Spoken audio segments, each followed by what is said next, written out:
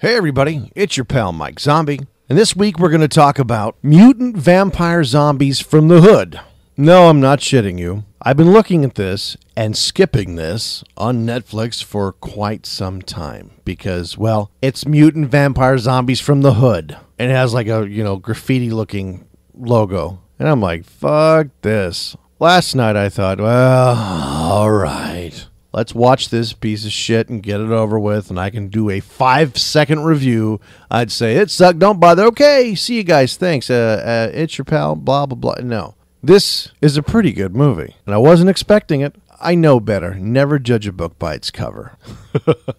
It's rated 3.5 stars out of 10. And I think that's too low. It should be a little higher than that. This movie, I found lots to enjoy, and I'll certainly explain. The movie starts out incredibly unrealistic with the dumbest plot you've ever had in your life, that you've ever run into. But you know what? This stars Pony Boy. Yeah, see Thomas Howell. What the fuck happened to him? This is what the fuck happened to him. It's like Mega Shark. I'm like, okay.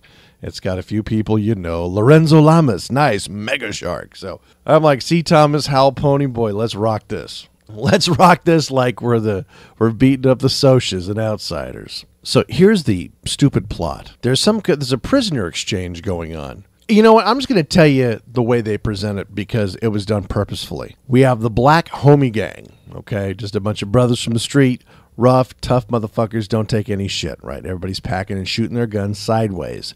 Very, very stereotypical black gangster L.A. you see in movies. It's no different. And they're standing there. They pull up, and here comes the Asian gang. They're like the triads. They come running up, and it's a bunch of guys, looking like you would expect, the way they're dressed, and they've got dragon tattoos and everything else. But there's a very, very pretty black woman, young woman, standing with them. So you're like, okay, this is odd. The leader of the black gang is like, let's get this shit on. Are you okay, baby? And it's his girlfriend that's on the other side. Because apparently there was something went down. The Asian gang kidnapped her and said, I'll return her if you give me a briefcase full of cocaine. They do a very uncomfortable prisoner exchange.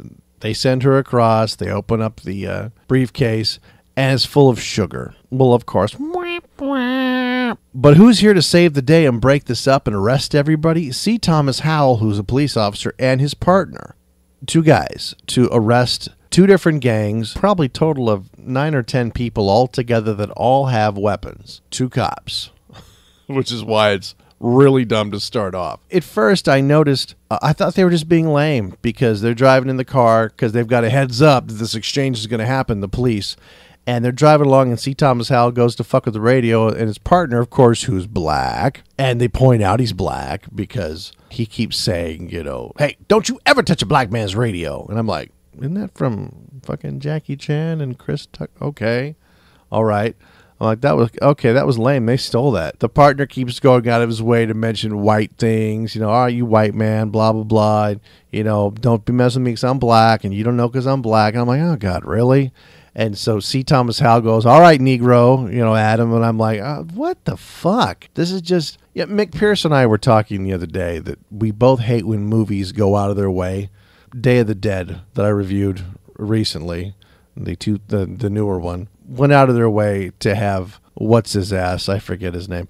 But just go anytime he's a black guy. Anytime somebody had something to say to him that didn't please him, he would go, "Oh, it's because I'm black, huh?" Trying to make that unnecessary racial tension bullshit purposefully. Anyway, so Mick Pierce and I were discussing how we couldn't stand that, and this wasn't quite the same because it was done silly. There wasn't anger behind it. So I'm like, okay, this is kind of getting dumb. The black gang is making a bunch of Asian slurs, and the Asian guys are making fun of the black guys. I'm like, okay, this is just getting kind of out of hand. Gunplay ensues, and people are getting shot. Now, at the same time, a huge solar flare ejects from the sun.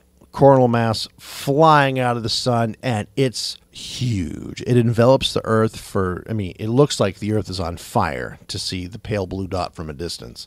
And everybody stops fighting because the sky suddenly, it looks like the Aurora Borealis is everywhere, and it's crazy. But the funny thing is you can see, as you're looking up through a window, you can see lights being moved by hand. It's really, really obvious. So everybody, boom, gets knocked out. I should also mention that this whole bullshit fight took place inside of a warehouse in downtown LA where radio active things are being stored. I forget how they explain it. So, of course, the building is lead-lined. It's important to note that. They wake up, and there's zombies everywhere. And these people are tripping. They're like, what the fuck? Every faction has lost somebody. The black cop, he's had the shit shot out of him. One of the Asian guys is just popped full of holes, and one of the black guys is laying outside with his guts torn out because a zombie attacked him. I'm going to paraphrase. They keep quoting movies and situations, and they're copying scenarios from films that we've seen and enjoyed. This movie is kind of an homage to many other zombie films. I don't know if it was just because I realized that, we have shit for a fucking concept, so let's just kind of give a nod to all these other things. But they incorporated several other zombie films into this film, and other films too, that I enjoyed.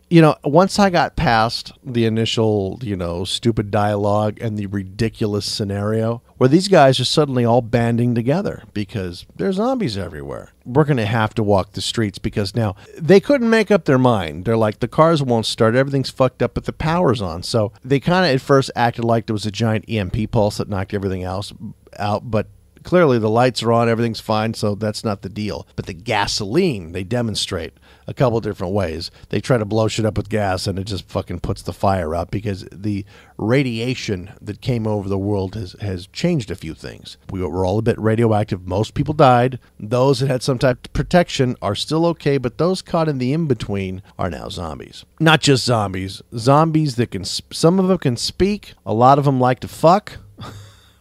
And the rest just like to bite us. We see, and I'm not kidding you, there was dumb parts. We see zombies, like one zombie is skull fucking a decapitated head. Two zombies grab this beautiful woman, I don't even know her name is. She's running to her car, and they attempt to rape her.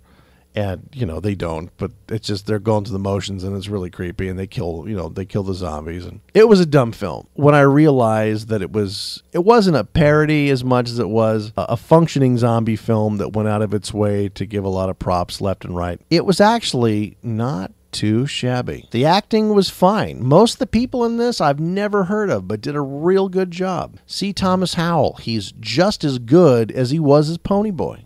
I'm serious.